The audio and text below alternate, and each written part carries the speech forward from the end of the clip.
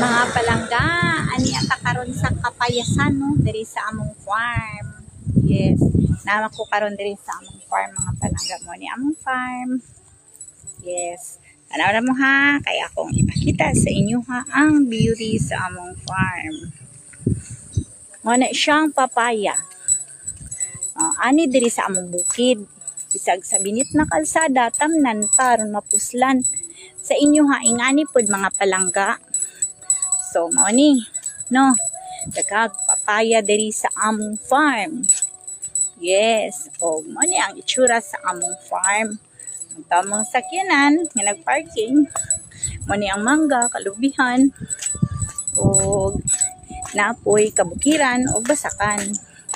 So, ingani ka fresh diri, ingani ka bugnaw.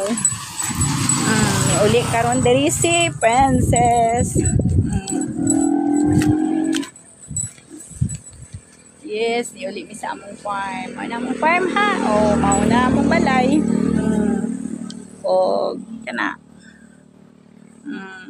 So, mao na siya mga palangga. Mao jud ni siya ang kamatuuran. Diri na ni sa among kabukiran. Diba nindot tayo no. Labi na og dagag papaya ang inyong dalan. So, mao na. So, natong baby diri, baby princess. Natong gisakyan. Charan!